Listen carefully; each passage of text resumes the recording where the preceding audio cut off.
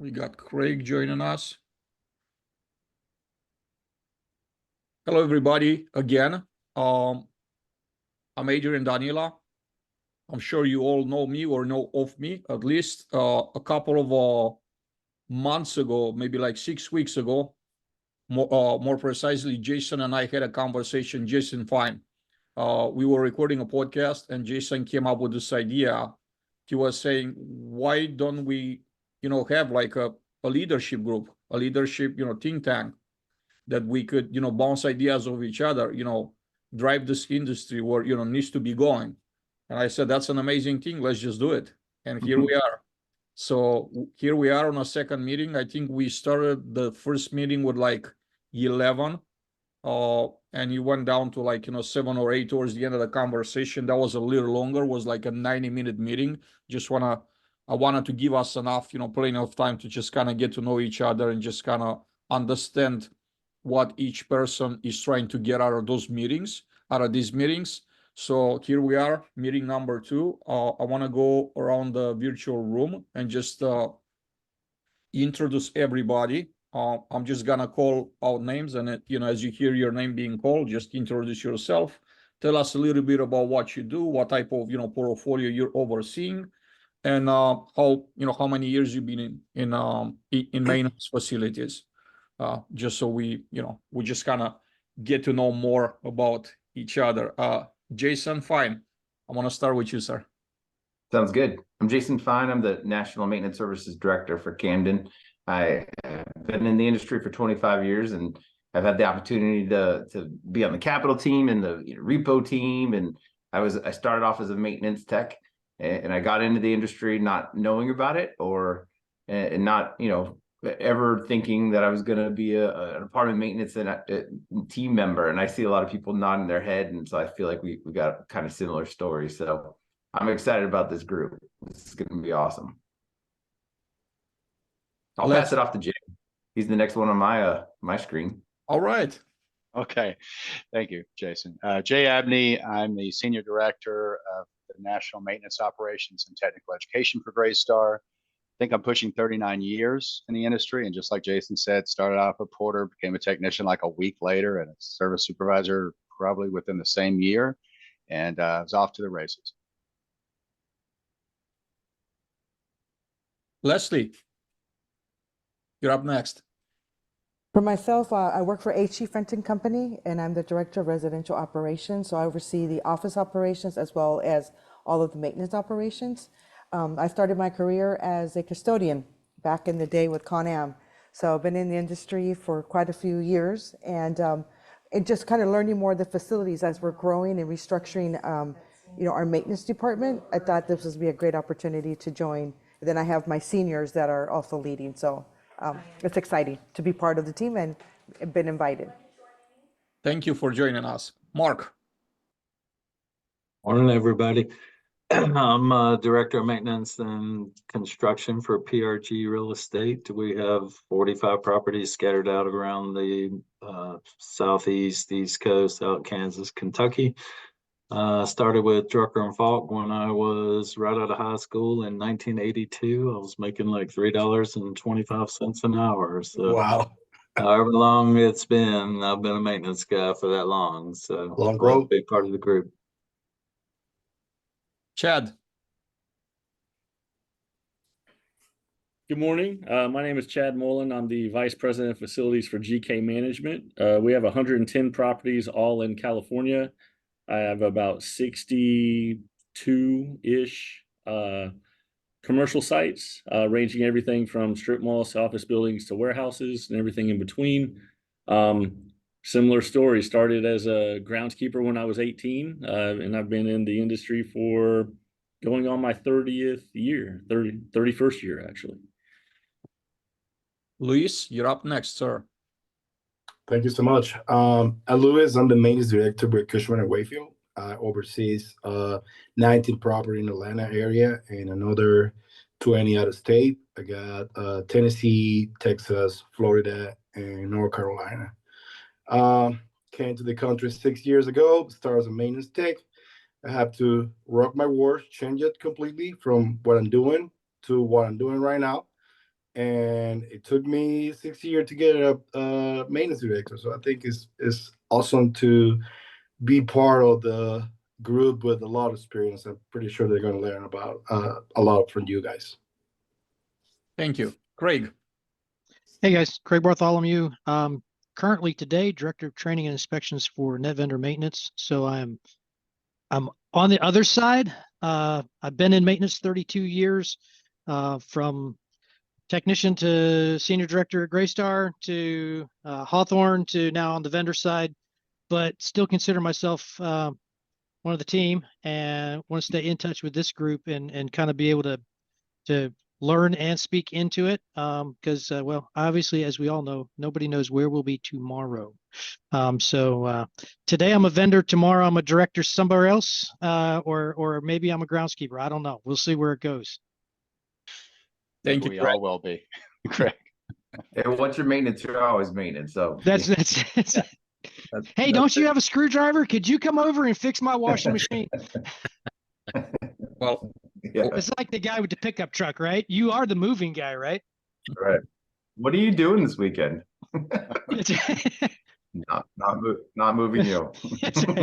Ah, dude, out of town, man. Yeah. Paul Rhodes, You're laughing at me. up next, sir. Paul Rhodes, manager of maintenance learning for Brookfield Residential and various other things that afford me the opportunity to flap my gums and talk about all things fixing and attempting to be funny. So I've been in the industry for kind of like Chad, right at 30 years after a failed retail career. So honored and happy to be here. Steve, you're up next, sir.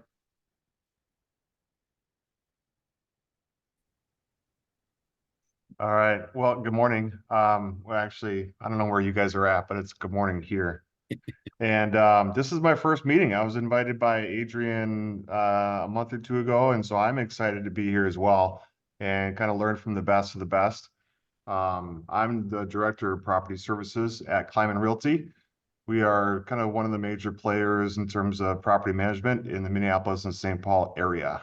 And so I cover the services division, which is construction, grounds, and maintenance. Happy to be here. What's the temperature up there now?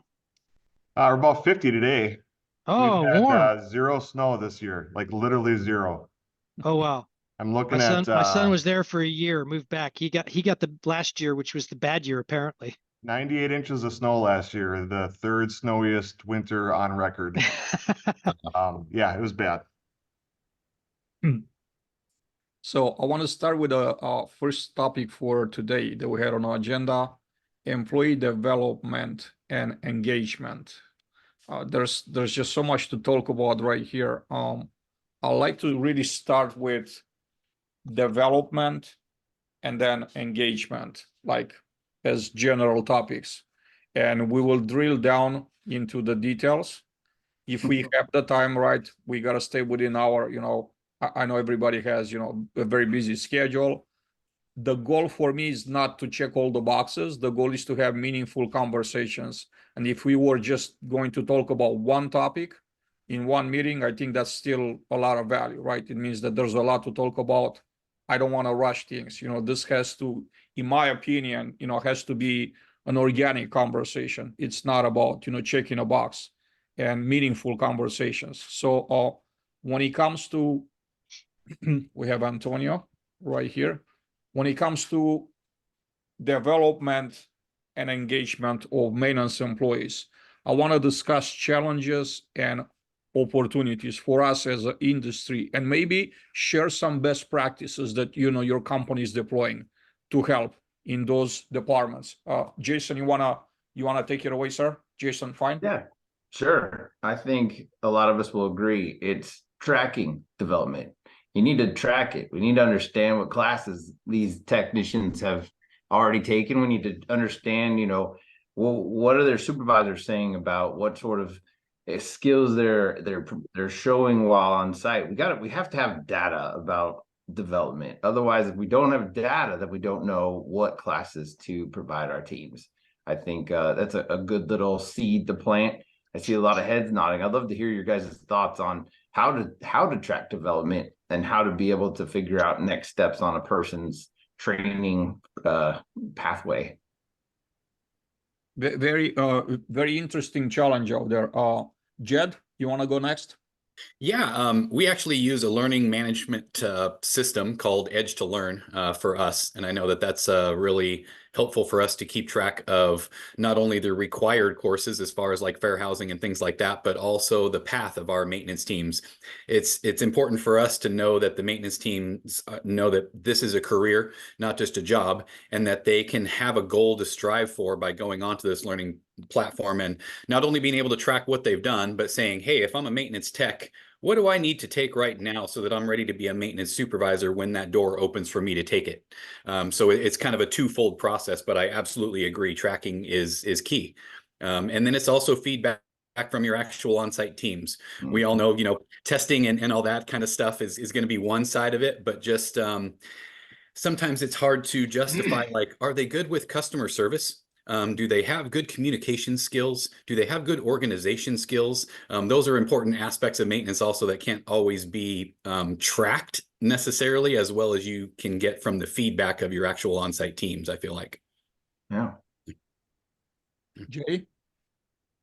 I'll try to keep it short today, but yeah, we use our LMS system is Workday Learning, right, for Greystar, and we have skill paths that we've created in there for service technicians, service supervisors, which to Jed's point has a lot of soft skills in there, a lot of leadership points, so it layers.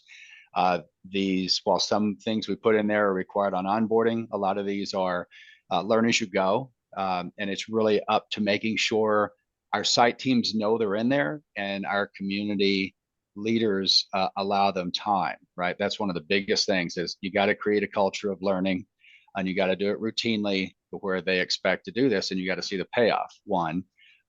Two, we're trying to capture these certification opportunities and we got to get them in a workday. Sometimes that's where I struggle because I'm the one that puts them in there. So look, Accelerate, HD Supplies Accelerate. Yes. It's a great platform. And you can get a dashboard on that. So I got to get into there. I'm working with Craig on Interplay Learning. We're piloting that across the regions. A lot of regions love that. You got some other ones out there. So to Jason's point, it's tracking it. But once you start getting kind of out there in the woods, you have to figure out how you can pull that stuff in. And to the end point of if you're an owner, manager, that's one thing. We are both. We're owner manager and we're third party. So we have to make sure the client is seeing the ROI on what we're doing so we can continue doing it. Otherwise, it fizzles, right? So it's my piece. So Jay, on an ROI piece, I'm super interested. How do you convert? How do you use, like, what type of data are you harvesting and how do you package that to show your clients that, the ROI is there? Sure, and that's why I try to pull everything, even if it's manual, into Workday after the fact, because Workday allows me to see any terminations, right, for whatever reason. So I can take our CPO courses, our CAMT courses, anything that we've done, and then later on some of those other skill sets that we've offered. Look at what our termination is, what our turnover is, and then we're trying to get to a point now, which I think we can do this year, where I can see promotional value. And that might turn into a BI report. I'm not sure because I'm working with some others on that. But that's what we're looking for. Is we're looking for bench strength, tenure, and we're looking for promotional value out of that. And that's where I think it starts. After that, there's a lot of other KPIs we can roll in there. I'd love to show how once we train the skill sets, how we save money on site. That's hard, as everyone knows here, to really validate. So I'm not focusing on that now, but I think that's something that has to come out of this eventually. Are you talking about using service request data and efficiencies there to be able to figure out if the training program, the electrical class they took, just had a value? Yeah, you got to validate the hard cost, right? You got to be able to see year over year what we were doing and vending out, or sometimes it's not even vending out; it's that parts replacement stuff. Are we making better KPIs? Are we making our residents happy? Are we taking care of their work orders quick the first time without repeats? And is that cost and that time going down? So again, a lot of inner KPIs to pull out. So yeah, it's really, like you said, Jason, it turns into a numbers game. Once you've got all of these things accessible, to our site teams. It's how can you validate it? Jed, you have your hand raised. Go ahead, sir.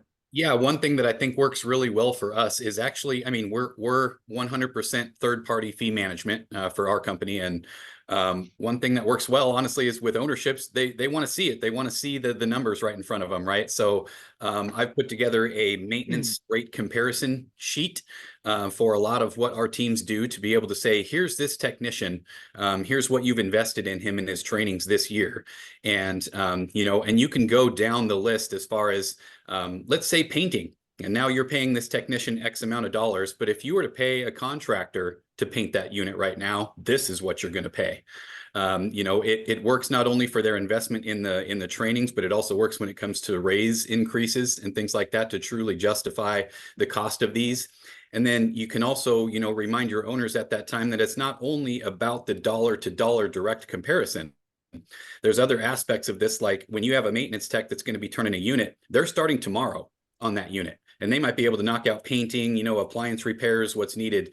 If you're going to call out a contractor for that work, it might take them 2 weeks before they're going to get started. And that's 2 weeks of lost rent. That unit is sitting there waiting for that. So when you can put that all together in a sheet and put it in front of them, I think it's really helpful to justify that and go, ooh, okay, that makes a little more sense to justify that class or justify that raise to that owner. It seems to be really effective. We have someone here with a hard stop and also with a hand up. That's Chad. So Chad, you have the floor for as long as you want, sir. I know that you had to break off at the bottom of the hour, so please. Awesome. Thank you. Yeah, I think first off, this whole thing is great. So thank you for putting it together. One of the things that I'm doing, I've done at a past company, and I'm currently repackaging and redoing at my current company, is we had what we called a maintenance mentor program as well. So we're taking porters and people who are maybe new to our industry that, you know, we go out and we find them. But the thing was, this kind of helps twofold, right? There's more employee engagement because you're leaning on your very good maintenance supervisors and or maintenance techs and giving them a specialized role, giving them a little bit, you know, extra cash. You know, we do what we call a vendor or a mentor stipend, and they get that every month, whether they have a student or not. We also make it to where the students can transfer from one mentor to the other. But the thing was that the mentor thing was purely voluntary. Like, you can't make people want to be a mentor, right? But in my last company, when I started this, I have a newer version of it. But when we started that, maintenance tech was the highest turnover position in that company. And I had over 230 properties over 12 states and 4 provinces in Canada. So we started this program. My first class, I had 8 mentors in it. Fast forward 4 years, we had 48 mentors. So we had like one for every 5 properties was a mentor. But what we did is we staggered when we promoted porters and or brought in new people off the street. This program was not for a maintenance tech that had 5 or 6 years experience, right? Because they was not going to get the same value out of it. But when I left there, maintenance tech was the second highest retained position in the company behind maintenance supervisor. That's a great success. And with that stability brings all sorts of other efficiencies, right? But the cool thing was that as soon as we had somebody get ready to leave, there was somebody else to step into that role that we staggered everybody. It was, you know, the mentor or the maintenance apprentice program was 4 to 6 months. It depended on how fast the person was and got the skills that they needed. But really, it got them to a point that was just like a base level maintenance tech. And they could turn a unit and do simple requests from there. The only rule is after they graduated from that program, they had to go to a larger property that had at least a maintenance supervisor at it. They could not be at a property by themselves for 1 year after they completed that program. And so once again, there's a whole lot of incremental moves up that has the career path that you guys are talking about. So that's something that I've done, and I'm redoing again a different version because California makes it difficult to try to give people bonuses and pay them and stuff. So figuring out how to do that now. But that's a thing too that that was one of those cool things. And it had unintended positive results in the end, but that helped with both the employee retention, employee engagement, and really teaching people how we wanted to teach them from the ground up, and then get to a point where they could even build on those troubleshooting skills with somebody. So another thing too that we found is a lot of people, when we started this, especially when they would train somebody and it would get to the point where they were going to kick them out of the nest and they were going to go, somewhere else, they were like, hey, can I ship my tech that I have now to that other place? I want to keep my guy. I want to keep the person I've been teaching for the past 4 months, which it was awesome. It was a good thing to see. There's two hands raised. I'm gonna, take them in order, but before we go to that, and again, I wanna take advantage of, Chad being here for a few more minutes only. Chad, tell us a little bit about the challenges with scaling and how you overcame. Because, it's great to build a program if it's like micro, but when you blow it up and you want to become a macro program, like 5,000 units, 20,000 units, or 900,000 units plus, right? Yeah. I want to know about that because I think this is an area where we as an industry suffer tremendously. I'm seeing programs, amazing programs that are kicking off, right? We're gonna do this mentorship program, and when I ask the question, how long you been doing it? 15 months, 18 months, 2 years. How many people did you get through the program? And the answer is like 5. So when you're a large company, institutional, right, and you don't have, I won't say you don't have the ability, but you're not at the point of scaling, I think that question needs to be asked, right? How do we scale? So maybe you have some answers for us here. I'll be curious. Well, to tell you the truth, it was the fact that we did start out small, right? We started out, we made sure that it worked. But the thing was, is as we spread it out, we tried to keep the consistency of, we didn't just let people be a mentor, right? When they came, they had to come to a week-long plus class, and I helped teach them how to teach people and the expectations along with that and everything else. And what it was is once we had so many of them, one of the mistakes that we made early on was that almost everybody we had in the program in the first class, they were our superstars, our all-stars. And, usually in the maintenance field, right, your superstars and your all-stars are the people who are working at the largest properties, the nicest properties. They move up, right? And when we found out that the first group that we put through, the first few people, they were learning everything at an A property, but then we'd ship them off to a B- property or maybe even a C+. It was like a shock to them, even though it was doing the same thing, it was a different environment. So we found that, hey, as we elevated people, we placed them strategically. That's why we made it to where we had mentors at all types of different types of assets. And we made sure that they actually went and studied under another mentor for at least part of their time as they were going through the program, because then they could be placed anywhere and there wasn't that initial shock that we had at first, right? So I think that really it's having a very good program, a standardized program that everybody can understand. And as it goes out further, yeah, I had regional managers now that were checking up on these items instead of me, right? When it was 8 mentors, 16 mentors, yeah, I could check up on that. When we got up to 25, 30 plus, no, we had to hand that off to the regionals and have them. So even though it was a very large implementation, we still broke it down into manageable, bite-sized areas to where we could keep the consistency. So that's what I found had worked for me. Paul Rhodes, you were the first one to raise the hand. Go ahead, sir. Yeah, Chad, refresh my memory, and I can't remember. The mentor program you did before, and I know where you're at now. You're all first party to where you're owner operated, right? Yes, And yes. the last one you did, have you, and really the question boils down to, have you seen what you've done replicated at a third party environment? I have And not. the second kind of goes back to what we were discussing before. How were you tracking outcome or application of skills? So everybody, once again, we did maintenance evaluations across the board beforehand, right? So we had a baseline of what did we have and where did we have it. But then really, to tell you the truth, we saw incremental improvements across the board in budget, in turn times, in, all of that stuff got better with the consistency that we were gaining by the employment engagement, like people staying in place, right? Or staying with the company.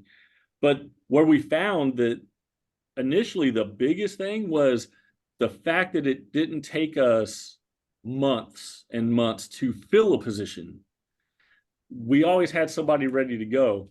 In the third party environment, I could see where that would be a little bit more challenging. But if what we did is we made this program a corporate program.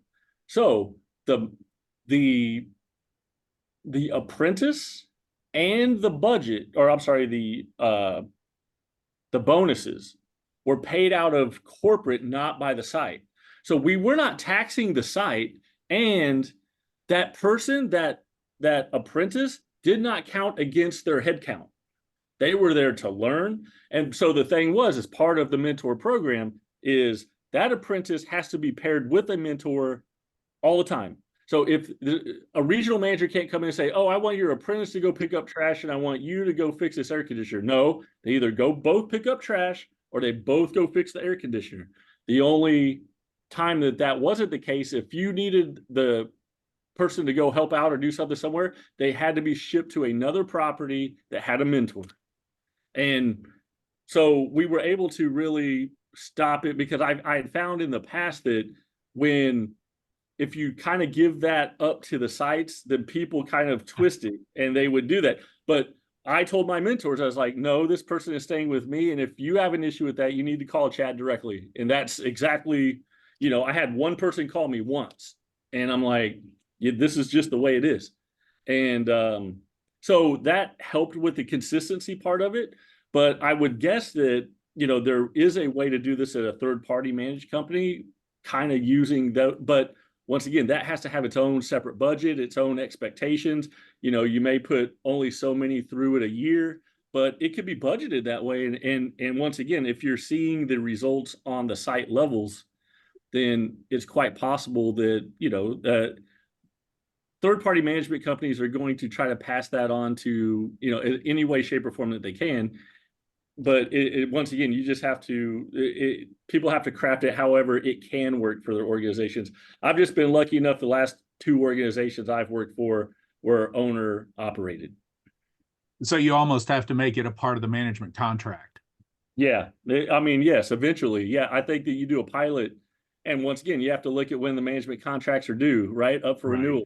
Do you wait to do this, or do you do this on a smaller scale? Or do you have, say, a large partner that you work with that have a group of properties that you may be able to just pilot it there? You go to that one ownership group and say, this is what we want to try. This is what we're going to do. This is how much it costs. And then I think that if you show the results from that, right, then everybody will then be on board. It's just, if you don't have the baseline statistics, as a number of people were sharing, if you don't have that up front to give to people, then it's more difficult to sell. We have Leslie with a hand up. Leslie, please.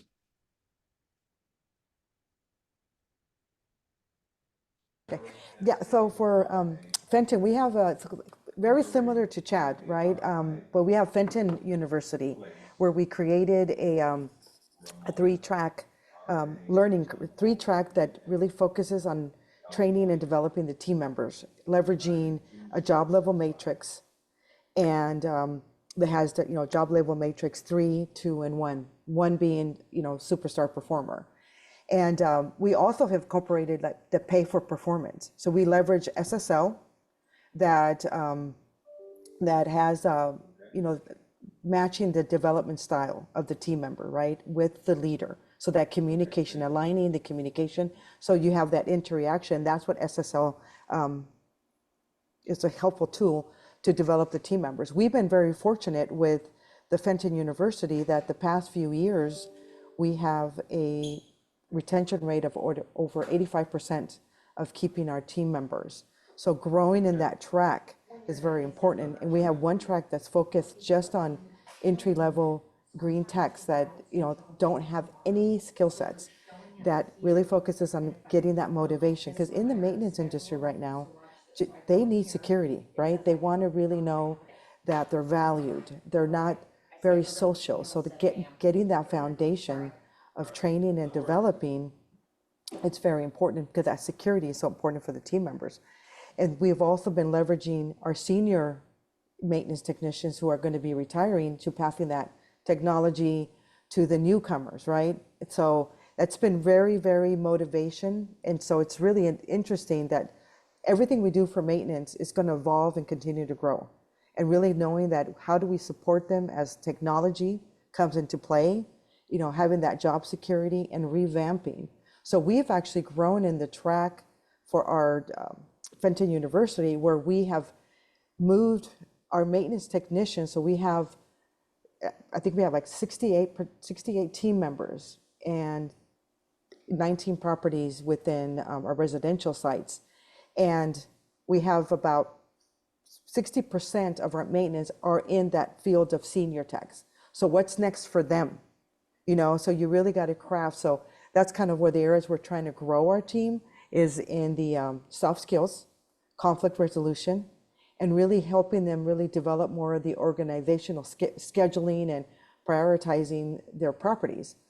And as well, keeping focus, the value, creating more value within the property. So just thought I'd share that, but it's very similar. Green entry-level technicians, we have about 30% of our maintenance technicians that came through the program in green entry custodian level skill sets, and have now, they're managing properties or they're senior techs stepping in for the maintenance. So in the program, as you level them up in the Fenton University, we're also exposing them in advance that opportunity to say, hey, here, try being a manager. As you're a senior maintenance technician, you know, one, give you the opportunity to expose yourself in that manager role and really understanding if this is a role you really want to be in, or, hey, I'm really comfortable just being in the senior tech role, stepping in the absence of the leader, while still being able to develop that competencies of really making decisions in behalf of the community director or the maintenance manager,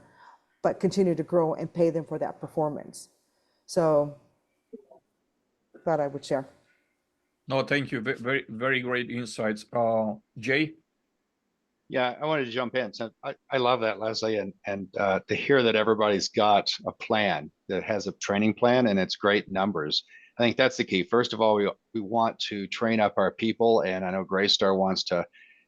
We want them from cradle to grave, really, and that's probably a bad terminology when you're talking about a human, right? So every time I say that out loud, I'm like, I should find a different phrase. But as soon as they come in, we want to get them like where we were. Imagine if there's pros and cons to jumping companies, but they're usually cons when you think about the bigger picture. If you can find a company, and I have in the past, besides Greystar, but Greystar is still my favorite. I say that because of what we're doing with people. But if you can start in the industry and you can see that trajectory for the rest of your life, as long as you want to be in this, as long as there's a place where you can make some more money, get a bigger title, get more responsibility. And if you want to shift, if you want to go to something else, like you want to be a property management or maybe a business analyst or maybe sales, you want to do something else, that's also available. We have something I talked about in the beginning called an opportunity graph that's in that Workday Learning system. It's a module for Workday Learning, and it shows you where your role could go laterally, up and down,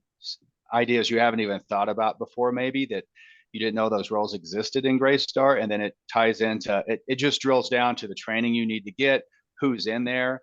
But really what I wanted to say is we have a RISE mentor system that we picked up a couple of years ago. It's an acronym for something I forget now.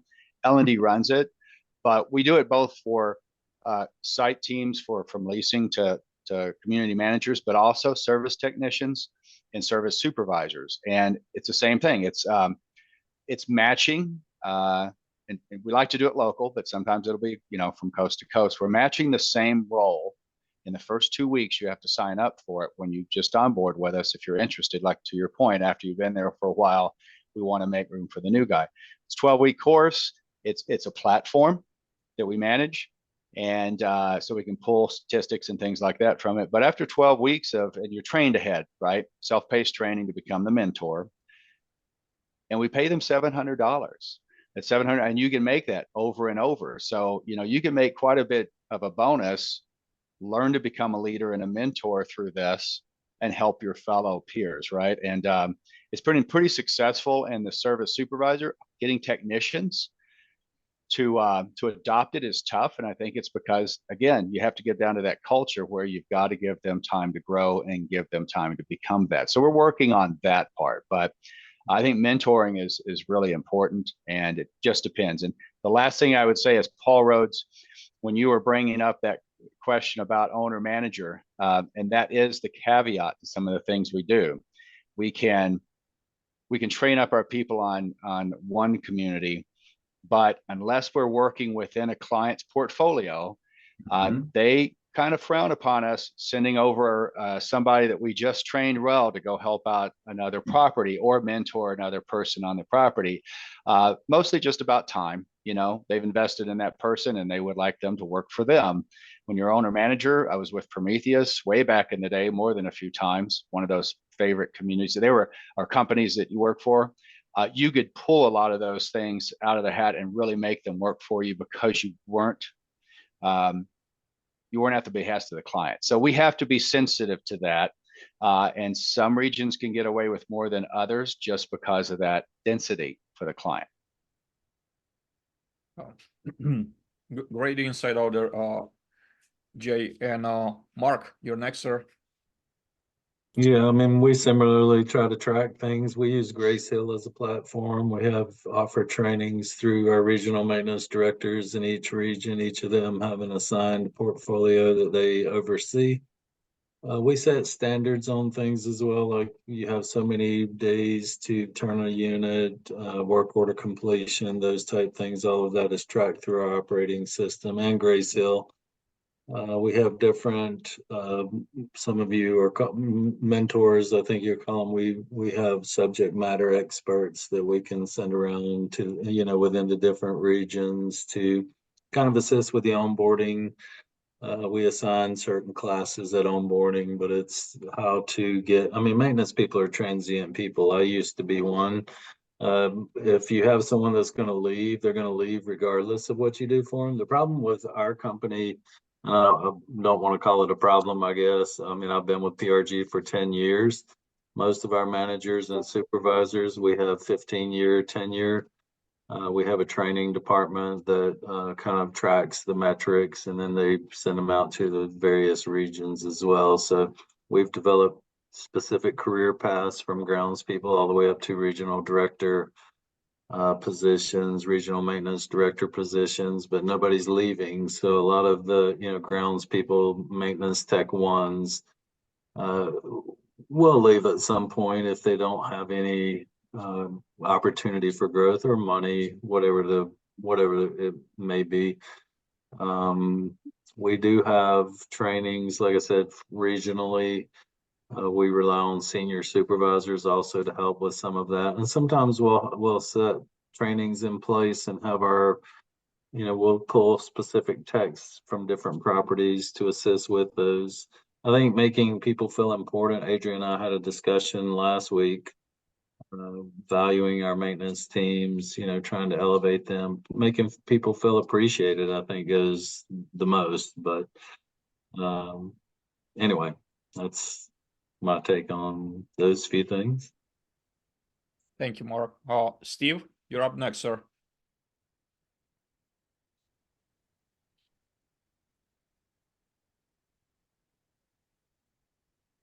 Can you hear us, Steve? He might not. He might just have the conference on. He might be on a phone call or something. Mm-hmm. So we just gotta go back and I had a question for the group, if you don't mind, Adrian. Not at all. No, not at all. Please. Yeah. So I love, we all have LMS systems and we're all putting this data in there, and it sounds like we've got this information.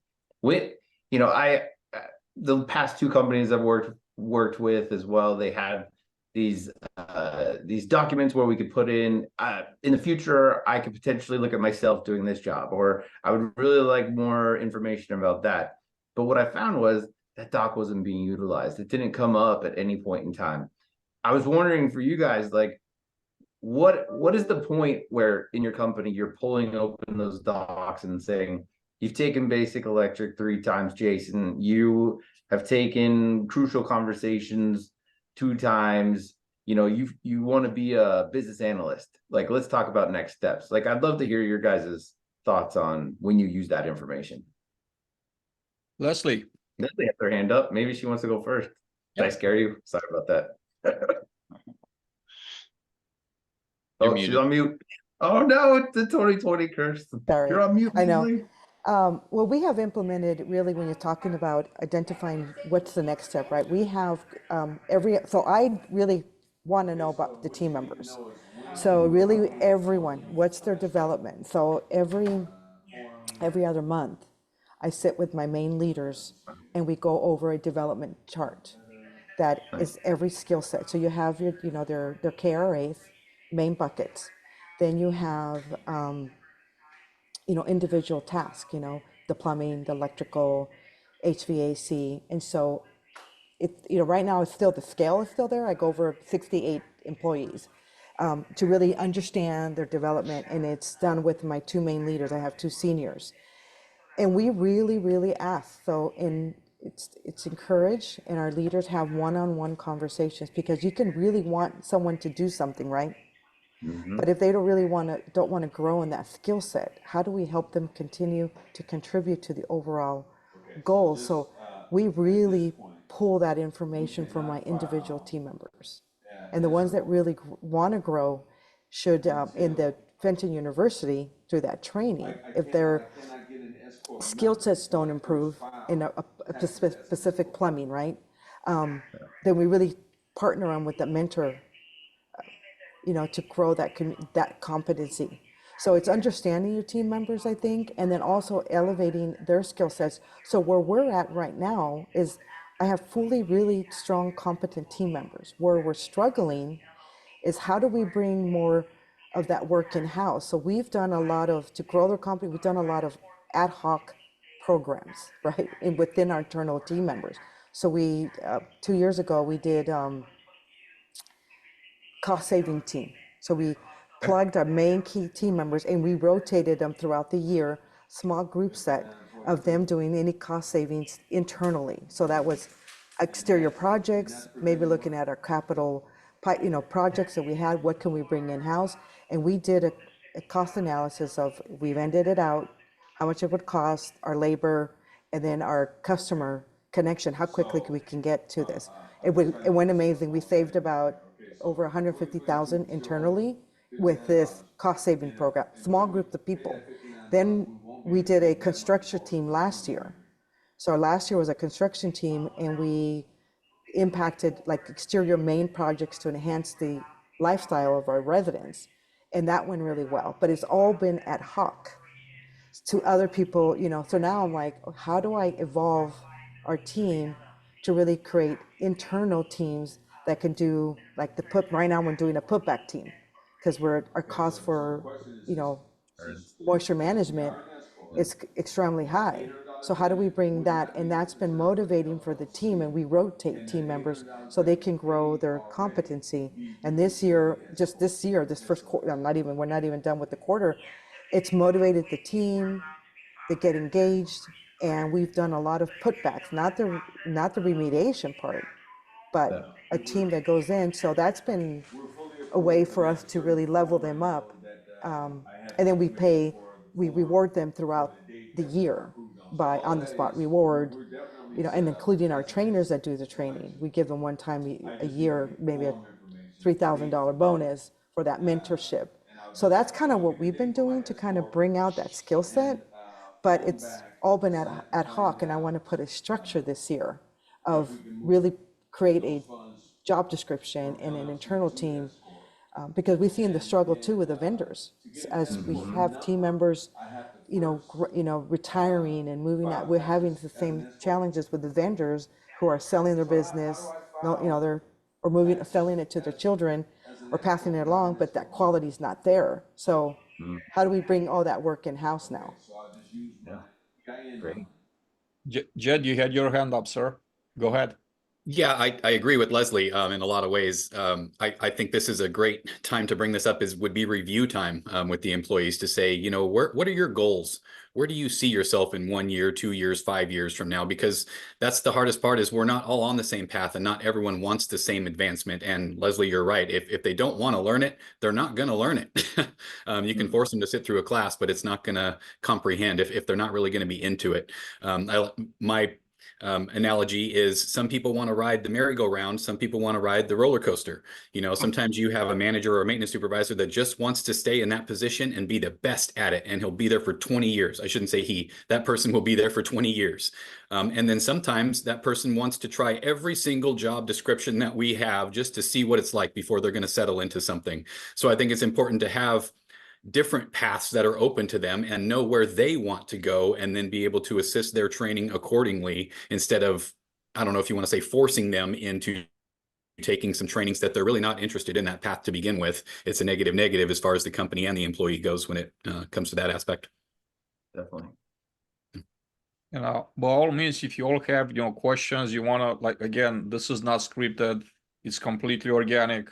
I want for each one of you to get the best out of these meetings. So if at any given point, you know, you want to intervene, by all means, again, we're not trying to check some boxes here. I welcome any back and forth. I think that really brings a lot of value to the conversation. Steve, can you hear us now? Probably not. So we have about 9 minutes left until the top of the hour. I do want to focus now, go around the table and chat about retention strategies, like specifically, very specific, very granular. They've been brought into the conversation, occasionally into this conversation, but I feel like it was more like, you know, training initiatives development, but then the retention part, I like to hear, you know, what you'll do for retention. Like strictly, I won't say strictly, but like specifically retention. And all the programs that you mentioned, they do help with retention. But what I'm seeing, it's that, you know, the turnover rates are devastating industry-wide, right? And if you're not, like, if your company is not in that range, like 60 to 80% turnover at the site level, you're good. Not to say that, you know, you should relax if you're at, you know, 59, but 59 a year, but still, like, it's super scary. Like, I'm seeing this over and over again, 60 to 80% average turnover rates. Mr. Rhodes, please. My question actually comes from, I don't know if you guys have seen the newest 20 to 20 report or Swift Bunny's employee engagement report. I'm curious, you know, one of the big takeoffs is career path. And we've even mentioned it a couple of times, career path. But I'm curious if anybody has real world actually got maintenance technicians that say, I got offered a job, they're going to pay me $1 more an hour to do the same thing, but I'm staying here because I have a next step. In other words, there's the anecdotal, I think a career path is a good way to go, but the majority answer that we all have, I'm assuming, heard, because I know I've given it before, of they left for $1 more or they left for money. Does anybody have any real world of a career path actually translating to longevity? Yeah, I have one from a couple of years ago. We had a maintenance tech that came to us and said, my cousin has an auto body shop and he's going to pay me $5 more an hour. And I said, we're not going to be able to compete with $5 more an hour. And he said, but I would stay for 2. You know, I don't want it, which was interesting, right? I mean, he was given this opportunity to make $5 more an hour, but he said, listen, I understand that there's growth potential with Camden. There's an opportunity to move up and to become more. And he saw that, and we actually were able to retain him and save him, and we got him the $2, and and he's been doing great. And so that's the thing. It's if they don't see a light at the end of the tunnel, if they don't see that there's going to be any career progression, then maybe they'll be more willing to take that $5 an hour leap to a whole nother career industry that they don't even know anything about. I mean, he was turning wrenches with us, and he says, "Well, I'll just go try my hand at this because it's $5 more an hour," but he doesn't know if he's going to stale out and reaches. But that's like the top he's going to get to. So, to me, it's all about knowing that there's a bigger, better for me, and then seeing our managers investing time, like we've all been talking about, in training and getting me out onto the other properties, giving me an opportunity to do the next role.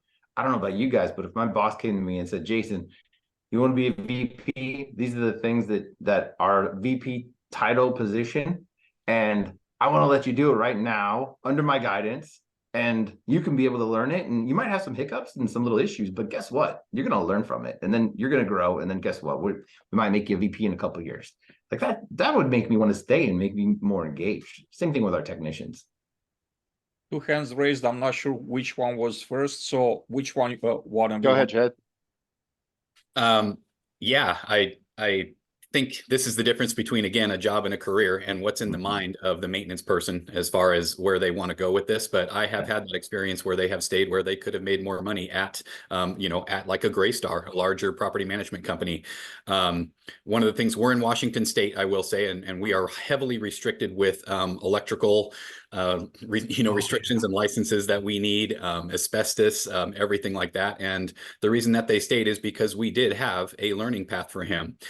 We pay for our electrical program for all of our employees, so that's not something that comes out of their pocket. It does with every other company in Washington. So we stand out in that avenue from, he's going to make that raise, but he's going to put that raise back into his education because he has to pay for it himself with this other company, not with us, kind of thing. You're So talking there about the 06B? 07B. Yep. 07B. Sorry. Yeah. Okay. Yes, exactly. So there's only 4 property management companies in the state of Washington that even have an electrical program, and we're the only one that pays for the employees' parts of that all the way through. Wow. And so that helps them stay. Again, same thing with asbestos, same thing with certified pool operator, everything like that. The employees pay $0. So that is their incentive to say, hey, this is beyond that extra $1 an hour. Adrian and I talked about this yesterday, but our entire motto, or my motto for this and for maintenance success in hiring, what I call our ace in the hole for maintenance success. And the ace is appreciate, compensate, educate. If you can have those 3 factors in your property management company, you'll be successful with maintenance. It's that simple. Can't argue with that. You're up next, sir. Yeah, what I was going to say was, well, first of all, Jed, yeah, that's like throwing the gauntlet down because we've got a pretty robust Pacific Northwest portfolio, and he was invited here, but I've got a great regional director of maintenance, Alex Watts, which has the license. He's Alex a master Watts and I are electrician. great friends. We're great Yeah. friends. I know all Okay, about so you know what I'm it. talking. And I got to find out if he's offering that or not, because he's got a real tight regional maintenance manager group up there, and they're doing a lot of training. He does. They do have an electrical program. Yes, they have a great program. And that's what I was about to say is I work through this great pool of talent that is right now about 62 regional maintenance managers and regional directors of maintenance. Some of those report up. So the regions are different. The regions have a lot of autonomy. And so I don't direct them as much as I support them. You know what I mean? And so there's some pros and cons of that stuff with a company, but I think the pros are there's a lot of talent that can pivot, and we try to keep it in a frame. So once again, we can get that reporting nationally. But back to Paul's question on that, that's a great ask because we, as a company, annually send out a survey to everybody, and we're always really proud of what we get back year over year that they're satisfied. But we ask a lot of questions in there, and one, I'd like to find out if we can pull some of those out to find out what keeps our teams here, so we could emphasize that more. And 2, we're supposed to have some exit surveys and things like that, and I knew they're up there, but I really haven't dug into them. And that would be really, really valuable stuff. And at the end of the day, I think we can all agree that regardless of the role, regardless of the pay, because I think that's important. One, we want to train all of our tradespeople anyway, because they go back and forth to us, and we all need more of that in the industry, period. So I don't care how hard we train them. If Allied Residential has a great opportunity for them, they want to go to that, that's great. We've hopefully walked away and you said, one day, if not today, I want to make sure it's like they came from Greystar, so they're well trained. That is something to achieve in of itself. But we do it through those regional directors and those leaders. So it's hard to answer, why someone left for something else. But I'll say this, I have left huge titles, big titles with great pay because I didn't like the company. I left and went to the first place. And hopefully that first place was somewhere where I could grow, but I went up and down. So if I'm not heard, if I'm not appreciated, and if I can't grow and have a team that I can walk in looking forward to working every day, if you don't have those on the ground floor, then they're going to go somewhere else regardless of whatever we do for them. So it's really that culture we got to work toward, right? If we can keep people happy and appreciated, then everything else we should be building on from there. But I think that's where companies have to really pay attention to their culture first. So I'm wondering then if, especially for this little group, arguably this is a small sample size, but if to summarize, it's almost like it can't be just one thing. There has to be the learning path, the culture, and the money, to where you have to have those three items in there if we're going to take it as an oversimplification of this small group. Thanks. That's a good food for thought. Make Really. a nice triangle out of that, right? You can make a Yeah. nice symbol out of it. Pick three, not Right. two. Yeah. Pick three. Right. Yeah. 25 years ago, you could pick two. Now you need to have all three. Right. Right. Definitely. Yeah. And I never mentioned it. I don't even know I have beds and I have unit counts, but Greystar has 4,000. I think we're pushing 4,200 communities. And so scaling on that, is always the challenge. But out of that, we ought to extrapolate some great data as well. So, Jay, would you get to work? Would you actually do some work, man? Remember I mentioned all those other great leaders? They're working. They're my road warriors, man. So yes. But you're right, Paul. We have work to do. This has been great. Yeah, I want to thank you all for being here or for returning. For those of you that were on the first meeting too, what are some things that you like to chat about next week? I mean, we barely scratched the surface on the list we had for the day, which I expected that because I don't want to rush through topics and just like not make it meaningful. We have to build substance, and substance takes time, right? Just like Rome wasn't built in a week. So what are some great things that you might want to chat about next meeting? I'm going to start with Leslie. Oh, I mean, Thank you. don't Where do know. we You put me on the spot. I think for me, it's really learning how to, so we're a smaller scale. So I don't know if it's a topic you can put, but we're smaller, right? We're not as big as some of the, like Greystars, and, we're growing. So how do you keep the culture and that connection, right? As we're in that phase as a company, not losing the culture as we grow. So how do I do that to help my, Fenton and my team to continue that connection? So that's where I'm at. And I could see it separating, right? And then the other one would be, how are we going to start recruiting, right? Because in this industry right now, we're not able to really find team members. I did a focus group on our teams, and it was very interesting. Out of everyone that I had the mini focus group, that they're not even encouraging their children to take this trade, right? So like take a different path. So how do we get ahead of that to recruiting the new generation? Jason? I like that. No, I like her. I think we should just stick with what Leslie said. Agreed. I like it. We still have anyone like when you got past the first sentence. I'm not going anywhere. We're going to keep doing this. So I figure we got plenty of time to keep talking and coming up with more topics. But I like Leslie's idea on culture. But I think that Leslie, we also have to focus it on the big companies as well. Culture could be lost over time as companies grow and they become larger. And it's important to realize that. So that's my vote. I think we should stick with that in hiring. Can we set up the next meeting? One of the reason why a few weren't able to participate, they didn't have enough notice. Can you all check your calendars and let me know if April 4, April 4 will be a good one? No, I'll be it's out of not. the country, Adrian. Yeah. You're out of the country. How about the Yeah. week before that? How about March 28th? Same country I'm visiting. So I won't be back till April, let's say April 9th is, yeah, the next time I'll be available. Is it too early to do it 2 weeks from now on the 21st? And let's see where we're at here today. I'm good for 21st.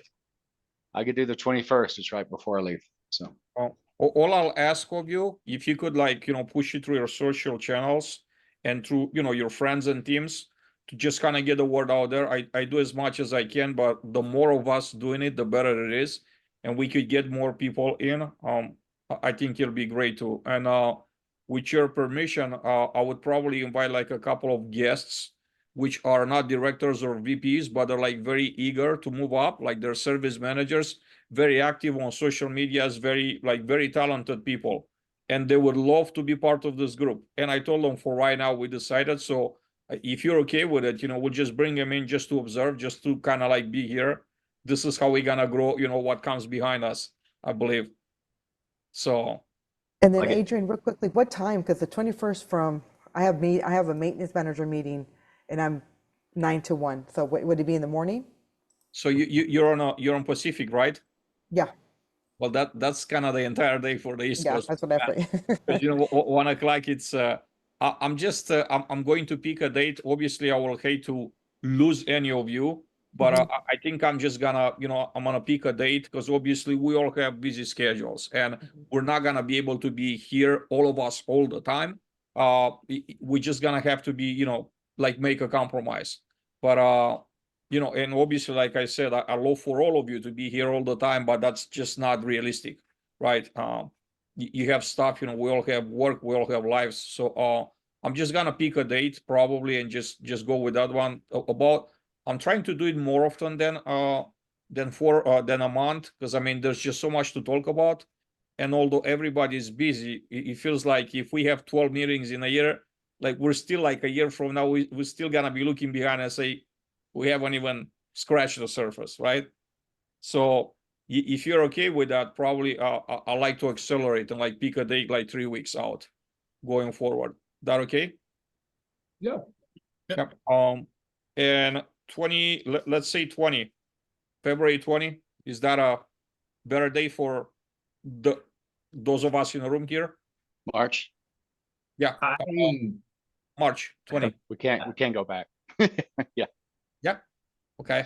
And we're gonna do it about the same time, right? So it's noon Eastern. That's gonna be 9 Pacific, and anything in between. So I'll set it up for the 20th. I'll send the invites, and like I said, if you all could like share with your friends and associates as much as you can, that'll be great. Hopefully we could get some more people in here next time. Thank you. Great meeting y'all. Yeah. Same. Thank you all. Great Fun time. conversation, and I look forward to the next one. Take care. See ya. Bye, Adrian. Bye-bye.